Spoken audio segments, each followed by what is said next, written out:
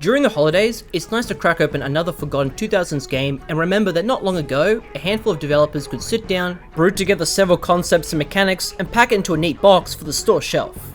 It was a big surprise discovering 2001's Hostile Waters and Chaos Rising from Rage Software, a single-player focused RTS with explosive arcadey combat, an interesting well-produced storyline about humanism, communism, and biological warfare. In a word, cool. Except this isn't some clunky mess of quirky ideas. It should be well known as a cross-genre classic and a creative feat from just a dozen developers who primarily cranked out racing and sports games. Seeing how the game culminated across the 23-hour-long campaign felt worthwhile and obvious why it's become a cult classic among a small, dedicated player base. Most strategy games include a perfunctory story for their campaign, maybe some cutscenes or voice work, and if you're lucky, it's halfway decent. Rage Software went above and beyond to create something much more special. Enlisting the help of formerly well-revered comics writer Warren Ellis, Hostile Waters' narrative is one typical of sci-fi, yet well told. The world of the 2030s is a humanist, nationalist utopia of ecologies and endless bounty through harnessed nanotechnology. The former nations collapsing in the face of basically perfect communism. The remaining villains, a cabal of former elites, have set up an archipelago, launching missile attacks with the goal of reinstating wage labour. Yeah, that's not a joke, that's the actual evil plan. Not gonna happen, so you've been tasked to reactivate the adaptive battlecruiser Angelus, capable of using a creation engine to construct different vehicles on a battlefield, themselves driven by soul catcher chips, the downloaded remains of battle-hardened soldiers. Initially, it's discovering and stopping the source of the missile attacks until the Cabal begins deploying nanobombs and biological monsters that spiral out of control. It's a tight cast. Your strategic advisors deliver the bulk of mission details and updates of events. There's also the narrator who pop up occasionally, musing over the state of the world or hinting at upcoming threats. The in-engine cutscenes between levels are well done, interesting details, good camera shots, and unique models that made watching them a treat. The voice acting is equally top-notch, enlisting several British TV heavyweights, notably Tom Baker for the narrator. Like me, you best remember watching him as a kid playing the 4th Doctor Who. Warren Ellis introduces a lot of engaging sci-fi concepts throughout the campaign. The Soul Catcher forces dead soldiers to be endlessly rebuilt and die again and again. A humanist utopia, including its own Ministry of Peace, that's unable to properly defend itself, relying on these de facto AI slaves. The bioweapons gradually gain self-awareness, tragically accepting their fate and reason to exist is to kill everything, manipulating the vehicles and structures into organic horrors. Would it be that surprising to know Ellis wrote up the original Dead Space? This stream of ideas is also Hostile Waters' downside, as none are explored well enough. At best, there's a paragraph for each. Potentially a sequel would have expanded upon them, but that wasn't the case. There's enough to chew on, and the mid-mission reveals are exciting challenges, forcing you to rethink your battle plans within a few moments. Soldier, I'm detecting a new type of walker. It's like the other one, but bigger. It's got 5, 6 legs, and I think it's looking straight at me. Oh, fuck!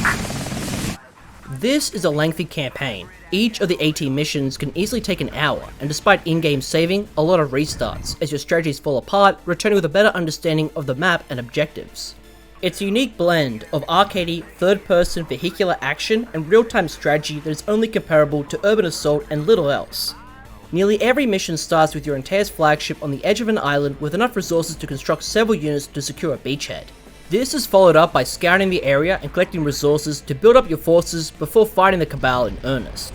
It can seem overwhelming, but the early missions ease you in by slowly unlocking vehicles in simple resource gathering and search and destroy ops. Mechanics are streamlined further as there's no base construction, aside from protecting the Antaeus.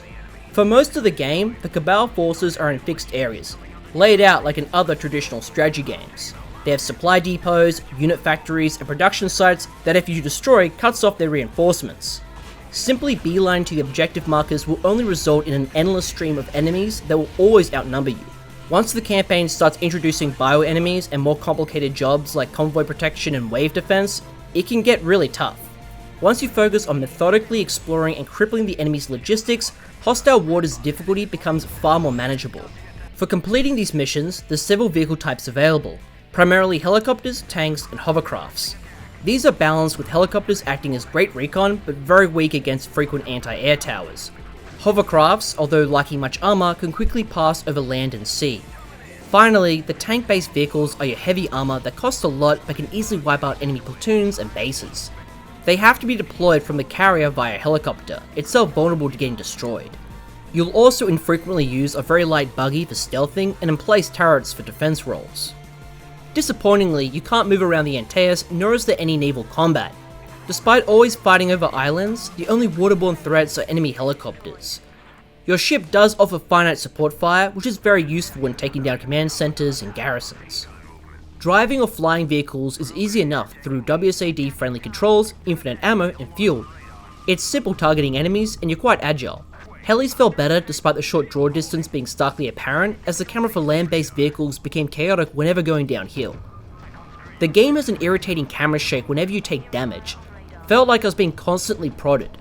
It only gets worse in the later missions when you're ripped to shreds from constant homing attacks, even though the campaign introduces more lightly armoured vehicles. They're just not very useful by then. Your vehicles are all built and equipped at the Antaeus. They have different number of hardpoints which you can slot various gear into, like armour, repairs, camo, and shields. The weapons include machine guns, rocket launchers, flamethrowers, EMPs, cannons, and railguns, and are universally applicable, so with enough resources, there's a large variety of builds available. It's also really cool how you can actually look around the room and see the creation machine churning with billions of nanomachines. I think it takes way too long to unlock all the gear, like rechargeable shields or gunships, albeit there's enough options that by halfway, there's multiple ways to complete missions, such as cloaking a couple artillery-equipped hovercrafts, park them outside the enemy base, and lay waste to it. An odd restriction while building is that you can only have 4 vehicles on deck until you move them off. All it does is bottleneck your production time. Resources are found in buildings, destroy units and debris, and are scavenged with a scarab unit, breaking their raw components down into the atomic level to be reused. Scarabs are slow and unarmed, making the necessity in nearly every mission tedious. Too much difficulty comes from having to protect them, as if they're destroyed while low on resources, you might as well reload. Repairing vehicles is also annoying too. There is a repair module, but it costs thousands, so often I recycle them back at the Antaeus. However, while this is easy for air and hover units, as they can just cross the ocean back to the ship, your tanks are stuck to land, wasting time sending over helicopters to pick them up again. Outside of expending more resources and a worse level score, there's no lasting consequences for continually losing units and rebuilding them. There's usually enough salvage around to replace losses, and you can't carry surplus onto the next mission, probably a good idea for balancing progression.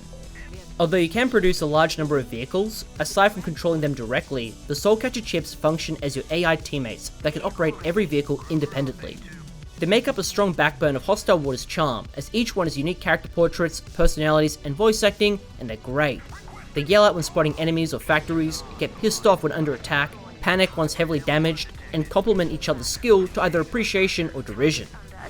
Shields holding. Fuck you. Good work. Save it for someone who gives a fuck. Don't mention it. Keep it up and you make it a special mention.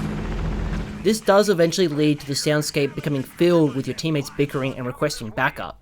The last thing you'll see is the whites of my eyes.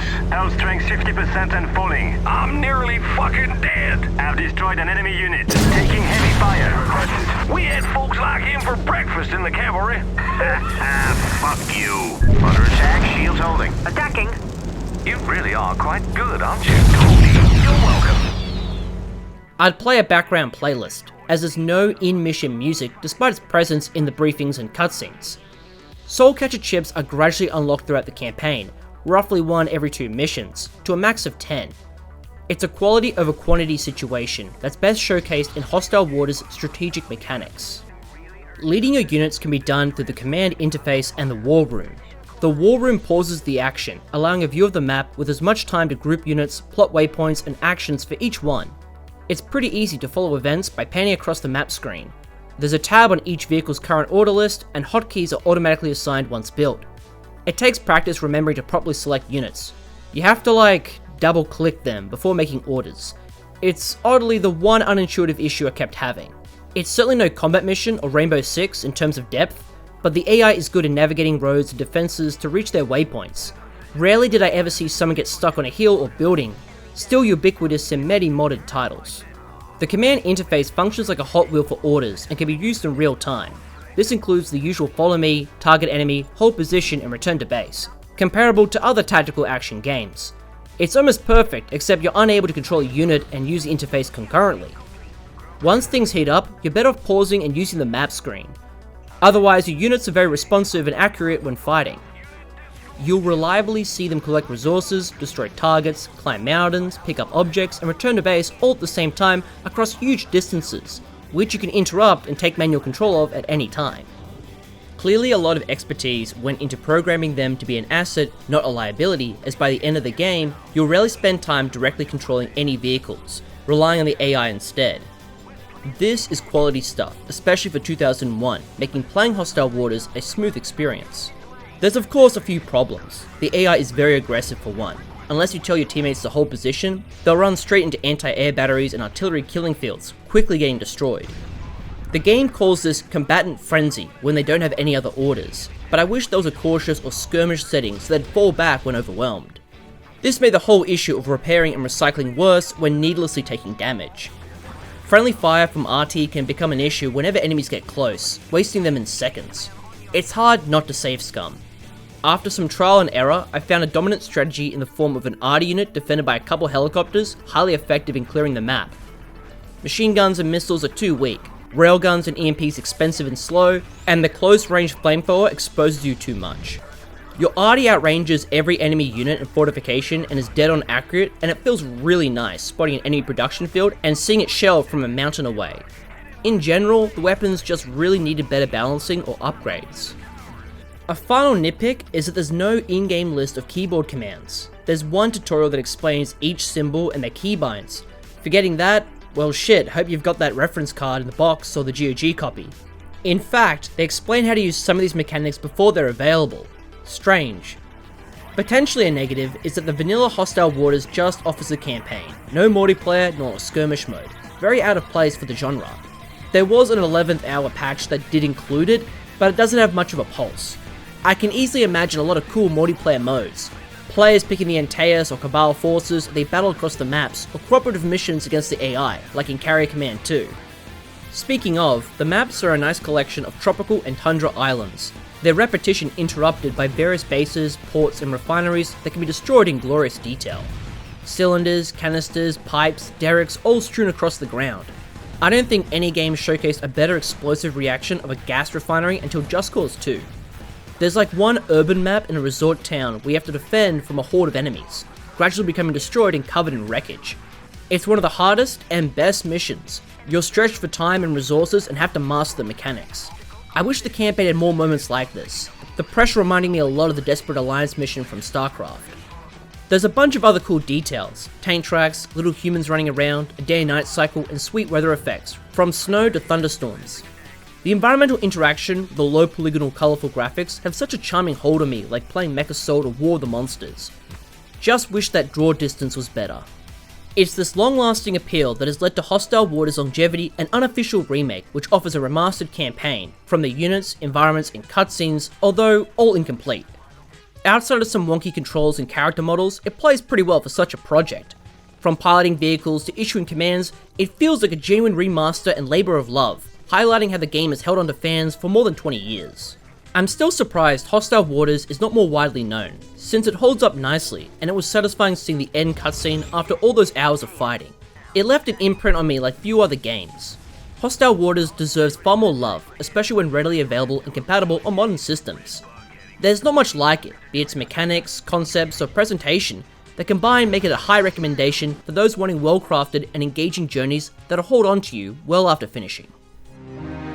The smell of hospital burns wards, of car accidents, the smell of cooked human meat on their breath. Things have changed. The rules have been rewritten and no one's told you. There are things moving in those islands that should not even be alive. Everything's changed. This last desperate war has now become something else, something stranger, something of deeper import. These are hostile waters.